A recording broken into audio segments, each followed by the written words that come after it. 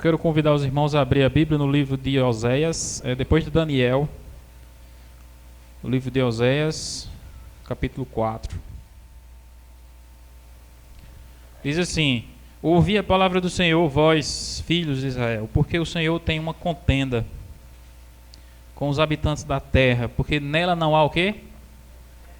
Verdade, nem amor, nem conhecimento de Deus. Esse versículo aí, você deixa marcado, daqui a pouco a gente volta para ler mais aí, nesse capítulo de Oséias. Oséias aqui afirma que na terra não há verdade, nem conhecimento de Deus. Mas ele está se referindo ali à apostasia que era vista no meio do seu povo. O que é apostasia? É pessoas que deveriam estar transmitindo a verdade, mas na verdade não estavam fazendo jus ao chamado que Deus tinha dado a elas. E estavam transmitindo uma mentira. E a mesma forma, hoje em dia, Deus chama o povo dele para transmitir as suas verdades. E agora vem uma pergunta, né? O que é a verdade? Essa pergunta Pilatos fez a Jesus. Jesus disse assim: todo aquele que dá testemunho da verdade, escuta a minha voz. Todo aquele que é da verdade, escuta a minha voz.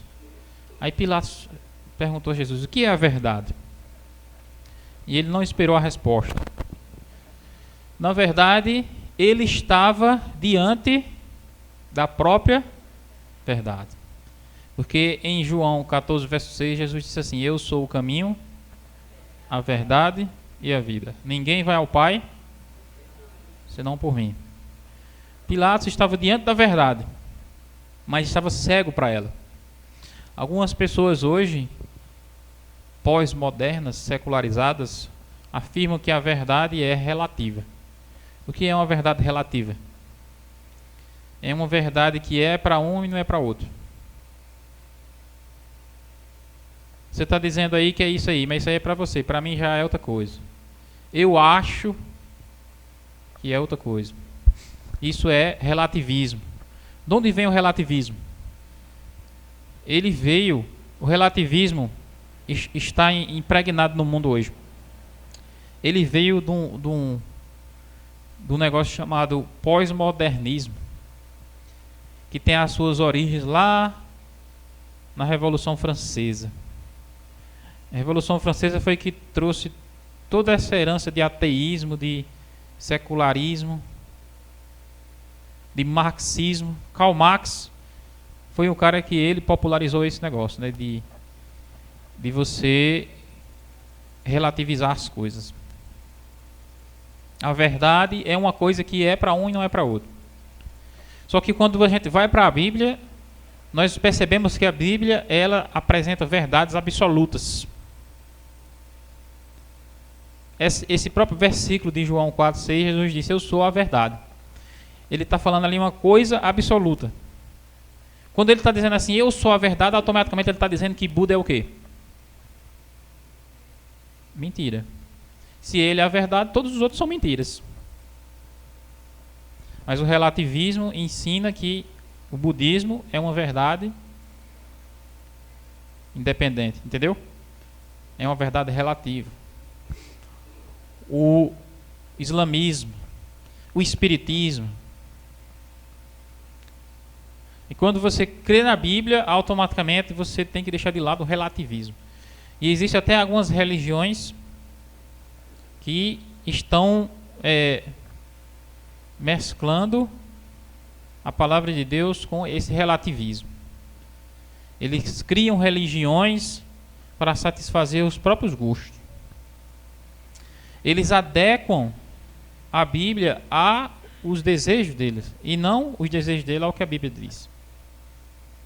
Eu me lembro que quando eu me batizei na igreja, tinha uma jovem que ela era para se batizar também, mas desistiu. Por quê? Porque ela chegou na igreja, aí recebeu um estudo bíblico lá, que dizia que tinha que tirar os brincos, tinha que tirar o batom, tinha que tirar corrente que ela usava, relógio, maquiagem, não podia pintar os cabelos. Hoje em dia até já está mais, né, relaxado nessa parte aí, porque até os próprios líderes da igreja já tem pessoas que fazem isso. Mas naquela época era bem mais rígido, né? Aí ela foi e disse: ah, eu não vou para uma igreja para me tirar meus brincos, não. Eu até assim respeito a opinião das pessoas, mas o que é que está refletindo isso daí? Esse pensamento reflete o quê? Ele reflete o seguinte: não, eu não tenho que mudar a igreja, eu não tenho que mudar nada para me adequar à igreja. A igreja que tem que se adequar a mim. Então ela vai para a igreja ali não tem permissão para ela usar o brinco, usar uma calça comprida, usar uma coisa. Aí o que é que ela faz? Como ela não se adequa, o que é que ela faz? Procura outra igreja que permita. Entendeu? Só olha, eu fui para aquela igreja ali, mas eu não vi ninguém dançando. E eu gosto tanto de dançar. Aí ela já vai procurar uma igreja que tenha aquele... Porque você observar que tem igreja para todos os gostos, né? Para as pessoas que gostam de dançar.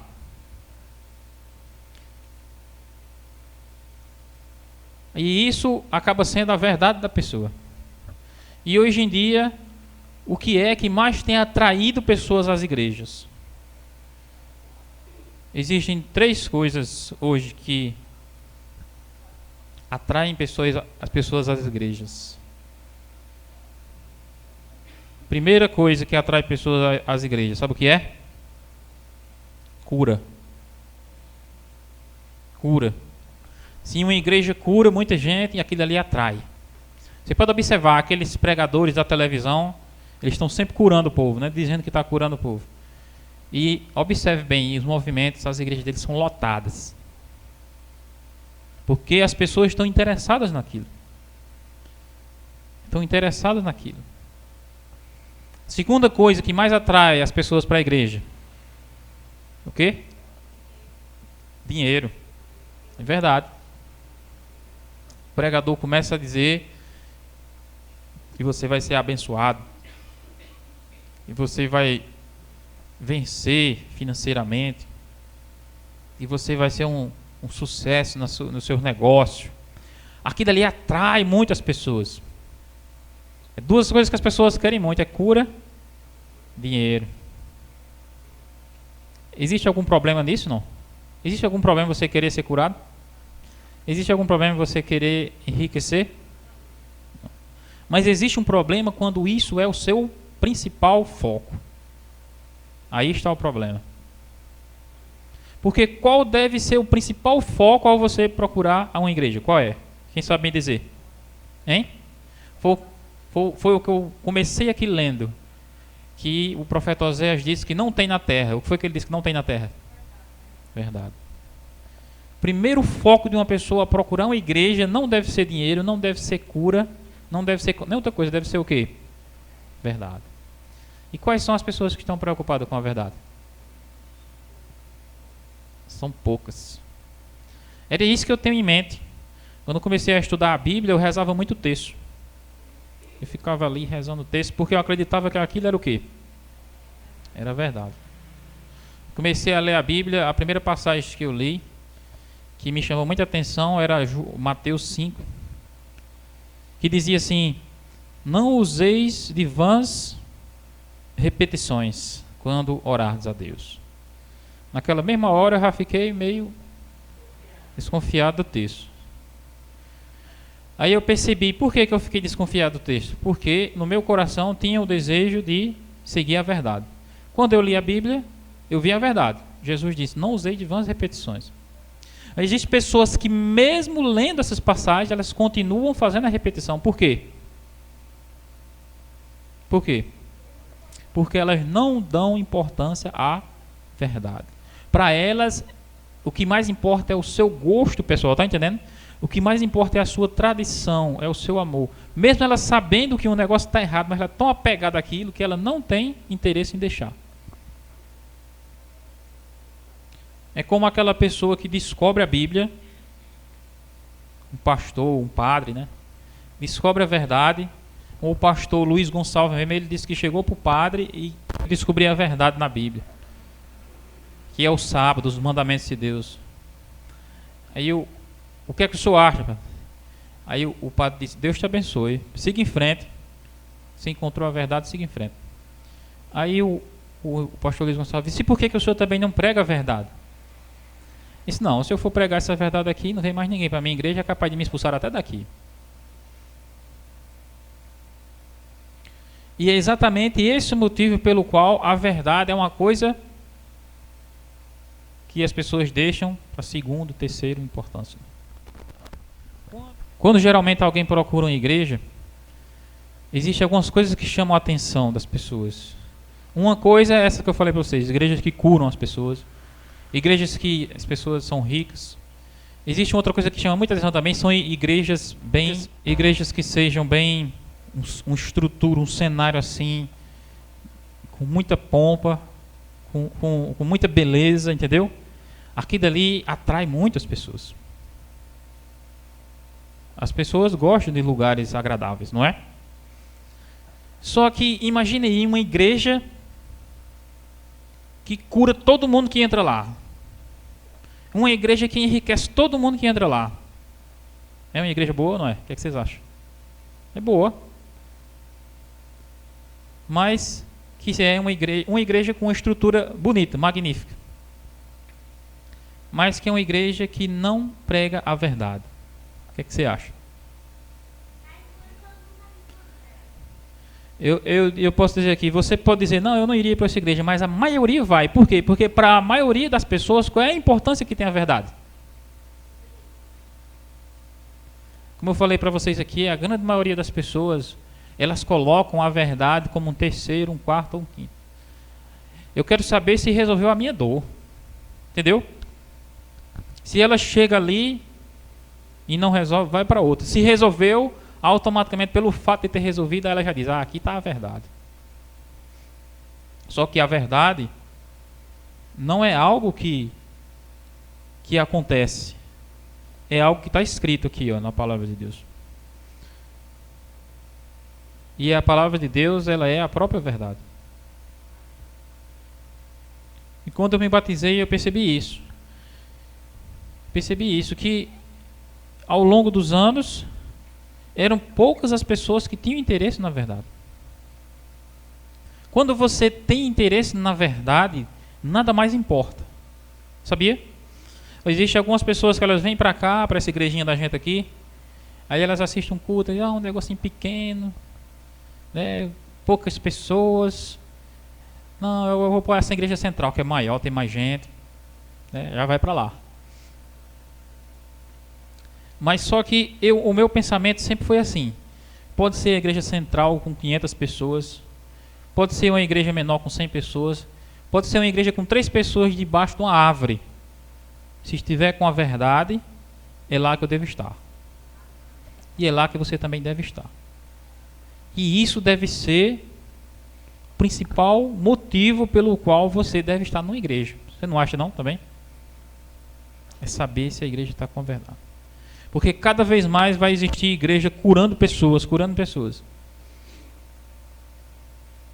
Mas se a igreja que cura as pessoas não prega a verdade, ele deve ser rejeitado.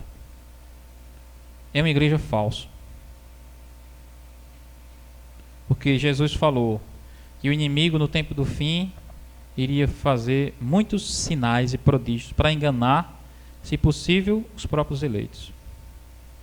Quem não dá ouvidos à verdade acaba seguindo por esses movimentos. Quando eu entrei na igreja, a maioria dos jovens que andavam comigo, eles diziam assim: rapaz, a tua igreja tem muita jovem para a gente namorar. Quer dizer, eu percebia que a motivação deles era essa. Ele vai para a igreja, aí chega na igreja, só tem 2 mulherzinhas ali, não é muito feio, não vou ficar aqui não. Aí pega voltando. Aí vai para uma igreja que tem muitas mulheres. Está bem encaminhada essa pessoa?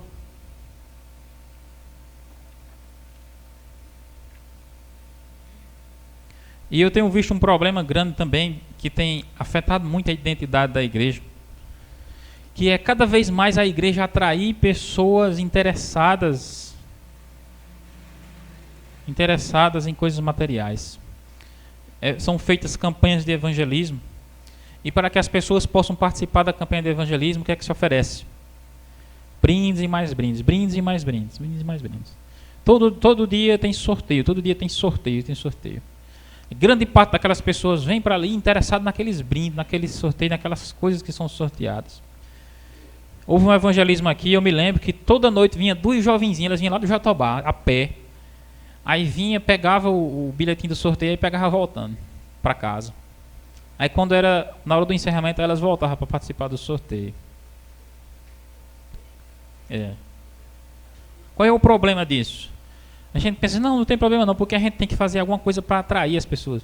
Mas quando você faz muito, insiste muito nessa estratégia, o que é que acontece? Você acaba atraindo um público interesseiro. Interesseiro, porque é pessoas que estão interessadas simplesmente em coisas materiais. Ali, de repente, no meio daquelas pessoas, de repente, 2 ou 3 podem abrir os olhos para a verdade e enxergar. Pode ou não pode? Pode. E é exatamente por isso que essa estratégia é usada, porque de alguma forma alguém pode ali. Mas, no geral, aquilo ali acaba desviando o foco da pessoa. Porque o principal interesse é a verdade. Aí agora a gente fica pensando assim, como é que a gente vai pregar a verdade para as pessoas se as pessoas não têm interesse na verdade? Se a gente oferecendo brindes, a gente oferecendo presentes, as pessoas já não querem vir para a igreja, mas se você não for oferecer nada, quem é que vai vir? Aí é que está a questão, né? Quando você muda o foco, você passa a trabalhar como usando o método de Cristo, né? Atendendo as pessoas nas suas necessidades, socorrendo elas, ganhando a confiança delas e ensinando nas casas. Também é possível obter resultado para o reino de Deus. Eu gosto muito de ler. Eu li uma história interessante da fundação da igreja nos anos 1800 e alguma coisa nos Estados Unidos. A igreja estava pequena, com poucos membros, e o irmão José Bates, ele foi evangelizar uma cidade, e ele não sabia por onde começar. Aí disse que o Espírito Santo tocou no coração dele, na mente dele. Ele disse, como é que eu devo começar? Ele disse, eu vou nos Correios, porque os Correios, o carteiro, naquela época, o carteiro que trabalhava no Correio, ele andava a cidade toda, né? E geralmente o carteiro, ele conhecia muitas pessoas. O irmão José Bates foi falar com o carteiro no Correio e disse, eu quero que você me diga aqui, nessa cidade, quem é a pessoa mais honesta que existe aqui? Aí o carteiro disse, eu sei quem é fulano de tal, esse cara realmente é honesto, o mais honesto que tem aqui. Mas por que você quer saber quem é a pessoa mais honesta daqui? Aí José Bates, ele era um homem tão convicto da verdade que ele cria, ele disse assim, se esse homem realmente é honesto como você está dizendo, então não tem como ele não crer no que eu vou dizer a ele. Veja que poder a mensagem de Deus tem. E não deu outro. Ele foi falar com esse homem, apresentou a verdade da mesma forma que ele conhecia, e aquele homem se tornou um dos primeiros adventistas ali naquela cidade. Inclusive foi o homem que deu o nome à igreja, a Igreja Adventista do Sétimo Dia, foi esse homem que ele batizou. O homem mais honesto que tinha naquela cidade. E eu fico pensando, por que a gente não usa estratégias assim hoje? Sabemos que Deus, ele tem o poder de transformar qualquer pessoa. Não é? Mas imagine aí se você usa uma estratégia para facilitar ainda mais. Foi uma estratégia que foi usada pelo marxismo, né? O marxismo, ele disse, a gente vai se infiltrar na sociedade e a gente vai pegar só os cabeças. Professores de universidades, médicos, engenheiros, advogados, quer dizer, só aquelas pessoas de classe, e trazer elas para a ideologia marxista. E é exatamente essa ideologia que tem envenenado o mundo aí. Foi uma estratégia que ele usou. E a igreja muitas vezes é cega para isso. Porque quando você fala a verdade para pessoas honestas, se a pessoa realmente é honesta, ela não tem com que negar a verdade, porque a verdade, ela por si mesma brilha. A verdade por si mesma, ela se apresenta. Não tem como você defender a verdade. Ela é como o sol do meio-dia. Você simplesmente vivendo, apresentando a verdade, quem é honesto, não tem como não crer. João 16, verso 13.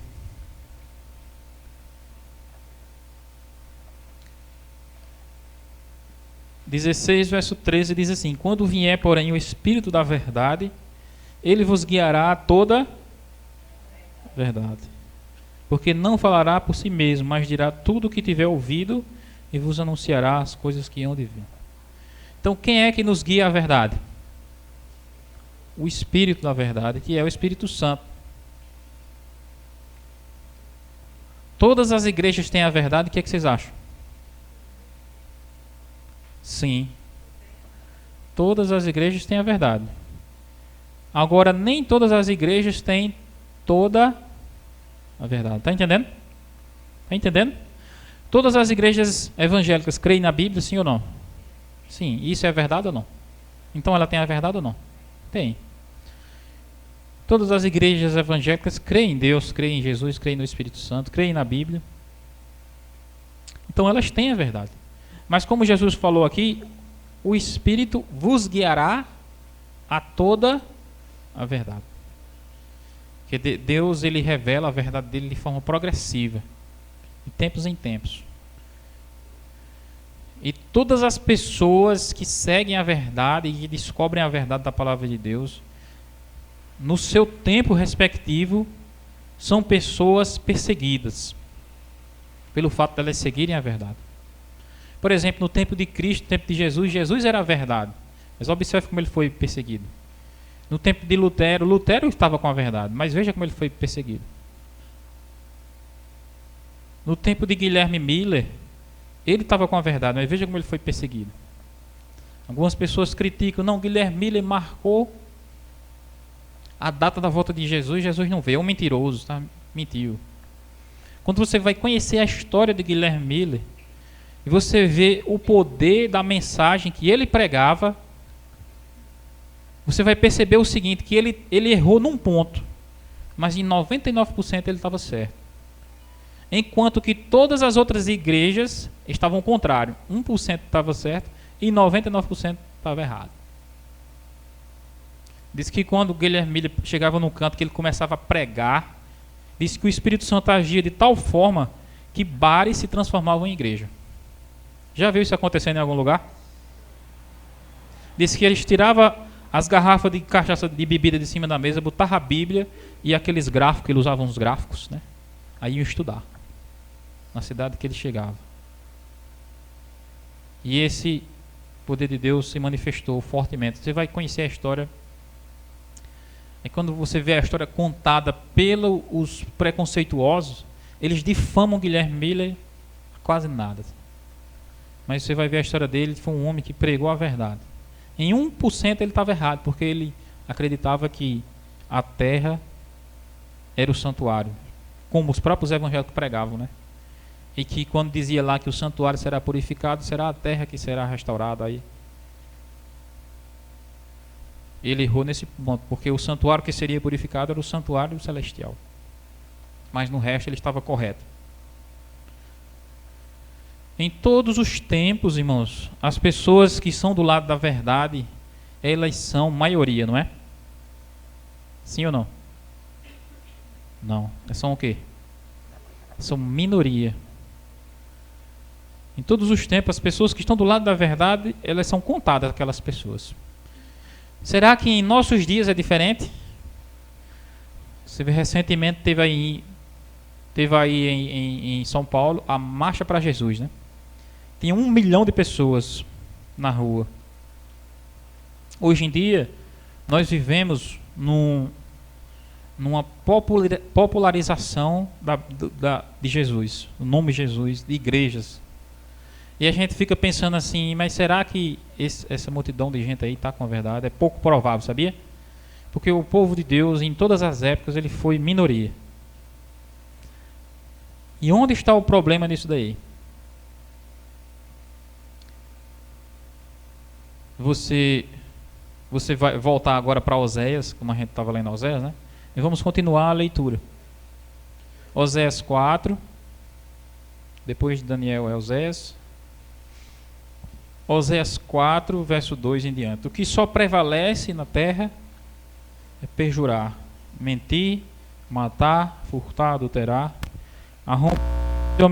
arrombamentos e homicídios sobre homicídios. Por isso a terra está de luto, tudo que mora nela desfalece. Os animais do campo, as aves do céu, os peixes do mar perecem. Todavia ninguém contenda, ninguém repreenda, porque o teu povo é como os sacerdotes aos quais acusa. Por isso tropeçarás de dia, e o profeta contigo tropeçarás de noite, e destruirei a tua mãe. Aí o verso 6 diz assim: o meu povo está sendo destruído porque lhe falta conhecimento. Porque tu, sacerdote, rejeitaste o conhecimento, também eu te rejeitarei, para que não seja sacerdote diante de mim. Visto que te esqueceste de quê? Da lei do teu Deus, também eu me esquecerei dos teus filhos. Oséias descreve aqui um quadro de apostasia que estava trazendo homicídios, adultérios, violência sobre a terra, falsidade, engano. E diz que esse estado de coisa era provocado pela falta de conhecimento de Deus. E porque as pessoas esqueceram de quê? Hein? Porque te esqueceste da lei do teu Deus. Vocês estão percebendo como a história está se repetindo? É a mesma coisa que você vê na terra hoje acontecendo, é o mesmo quadro descrito aqui. E o mesmo esquecimento que aquelas pessoas tinham com a lei de Deus é o mesmo que tem hoje. E esse esquecimento da lei de Deus é promovido por quem? Pelo mundo ou pela própria igreja? O que é que vocês acham? Pela própria igreja cristã. Eles afirmam categoricamente que a lei de Deus foi abolida. Esqueceste da lei do teu Deus. Como pode uma igreja que prega que a lei de Deus foi abolida ser verdadeira? Não tem como. Eu quero que você leia comigo Provérbios 28, verso 9. Diz assim: aquele que desvia, não é assim? Os seus ouvidos de ouvir a lei, até a sua oração será abominável. Abominável. Os evangélicos atuais, eles rejeitam a lei, não por causa da lei em si, mas simplesmente por causa do sábado. Simplesmente por causa do sábado, eles dizem que a lei foi abolida, que Deus aboliu aquilo ali tudo. Quando você vai observar, o sábado ele está exatamente no centro da lei dos 10 mandamentos, onde está escrito lá também: não adulterar, não matar, não roubar, não desonrar os pais. E como é que Deus vai anular simplesmente um mandamento e deixar os outros? Se ele anulou o sábado que está ali no meio, então ele tem que anular os outros. Se ele tem que anular os outros, o resultado é exatamente esse que Oséias descreve lá no livro dele. O que você observa no mundo é exatamente as pessoas mentindo, perjurando, matando, adulterando, homicídios sobre homicídios. E isso, irmãos, vai cada vez mais crescer na terra, porque quando você rejeita a lei de Deus, o resultado é o caos. O livro de Salmos 119, versículo 157, diz que a lei de Deus é a própria, o quê? A própria verdade. Que é o tema que nós estamos falando aqui. A lei de Deus é a própria verdade. O sábado é a principal verdade para esse tempo que nós vivemos. É a verdade que vai abalar o mundo. Você observa lá o mandamento do sábado, ele é cuidadosamente explicitado, ponto por ponto. Quando ele vai dizer não matar, ele diz assim, não matar, pronto, 2 palavras. O mandamento do sábado ele poderia ser assim, guarda o sábado, podia ou não? Guarda o sábado, pronto, só isso, terminava, vai pular para o outro. Mas Deus ele fez questão de explicitar ponto por ponto do sábado. Lembra-te do dia do sábado. Nele não farás nenhuma obra. Nem tu, nem teu filho, nem tua filha, nem tua mulher, nem teu jumento para dentro do teu curral. Nem um visitante que esteja na tua casa. Foram contadas, ele diz que tem 92 a 93 palavras no mandamento do sábado. É muito explicitado. Aí logo no comecinho assim, ele diz assim, lembra-te. Não é? Lembra-te. Por 2 motivos ele disse lembra-te. Primeiro, porque ao ele dizer lembra-te, você só pode lembrar de uma coisa, o quê? De uma coisa que já existia. Eu chego para vocês assim, Zezinho, tu lembra daquela viagem que a gente foi para João Pessoa? Você lembra? Não lembra, porque a gente nunca foi para João Pessoa, né? Quando ele diz assim, lembra-te do dia de sábado, ele está dizendo às pessoas aí, lembra-te que eu criei o sábado quando? Quando foi que Deus criou o sábado? Na criação. Na criação da terra. Ele está dizendo, lembra-te disso daí que eu criei. E quando ele diz assim, lembra-te, é também falando para que você não esqueça no futuro. Ou seja, o sábado ele aponta para o passado e ele aponta para o futuro. Lembra-te. E qual é justamente o mandamento que as pessoas esqueceram? Você veja, dos 10 mandamentos, o único que tem o lembra-te é o sábado. E o único que as pessoas esqueceram foi o sábado. Isso é diabólico, irmãos.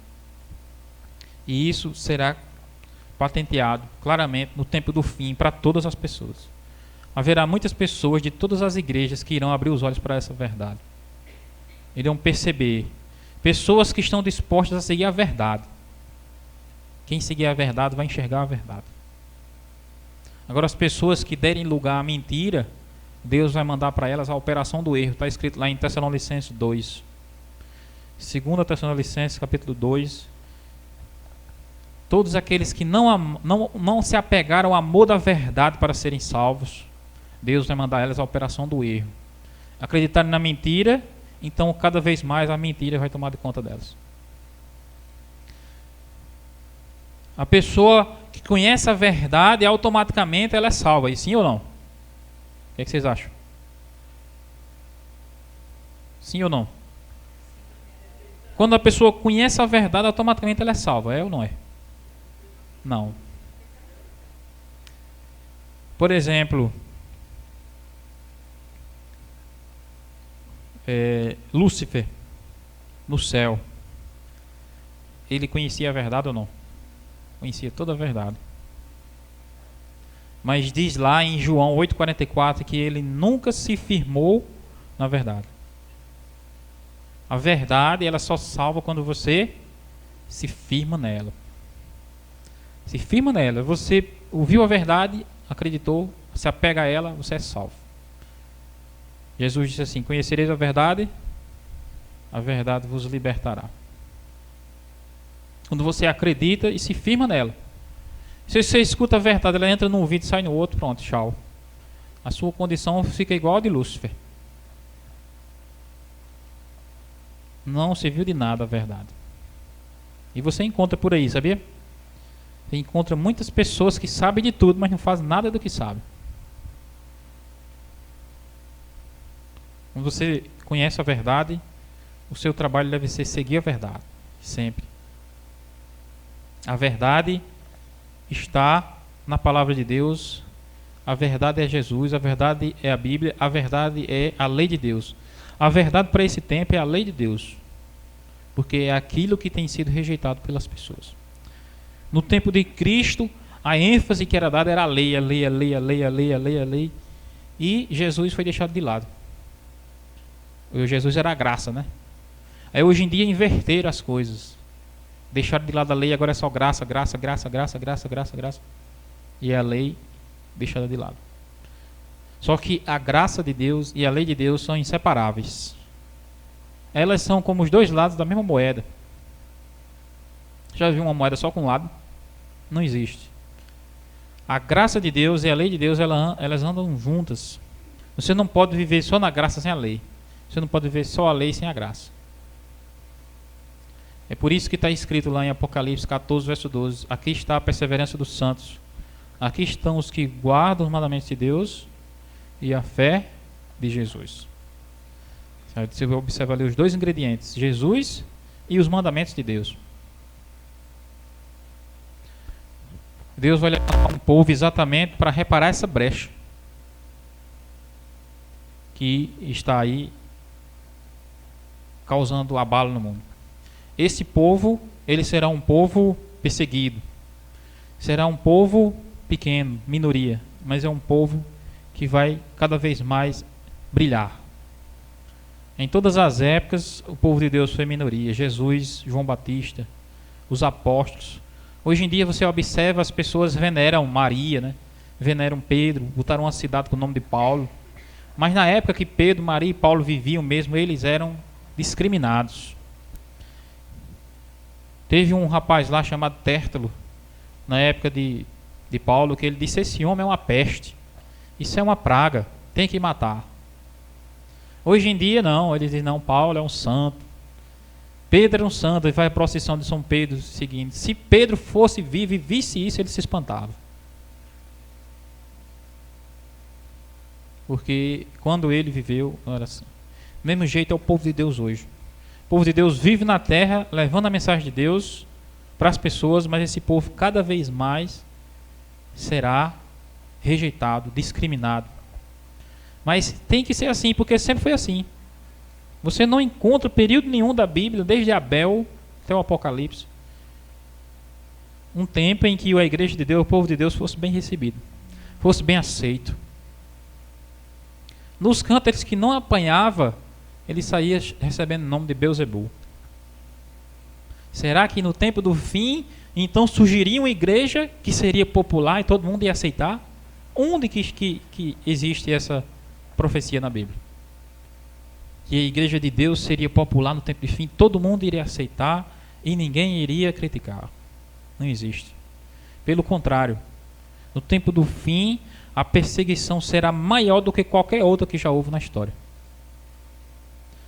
Será uma angústia, como Jesus falou, né? Como nunca houve antes, nem virá depois. A igreja dos últimos dias será mais perseguida ainda do que aquelas que foram antes. Só que ela será uma perseguição de curta duração, entendeu? Não vai ser mais 1000 e tantos anos como foi a perseguição da Idade Média, né? Ela vai ser uma perseguição grande, uma angústia grande, mas vai ser um tempo menor. Porque os últimos acontecimentos serão rápidos. Vai ser, em poucos anos, vai ser desenrolado todo o conflito final. E o conflito final vai ser exatamente no contexto da verdade, do erro, da lei de Deus e da rejeição da lei de Deus. Pessoas sinceras que buscam a verdade vão abrir os olhos. Pessoas que não querem saber da verdade cada vez mais vão se colocar do lado do erro. Queira Deus, irmãos, que cada um de nós aqui nessa noite tenhamos nossos olhos abertos, nosso coração aberto para seguir a verdade. Que Deus nos guie a toda a verdade e nos ensine a amá-la acima de tudo. E Deus nos chama para brilhar e transmitir essa verdade. Amém? Que Deus nos abençoe.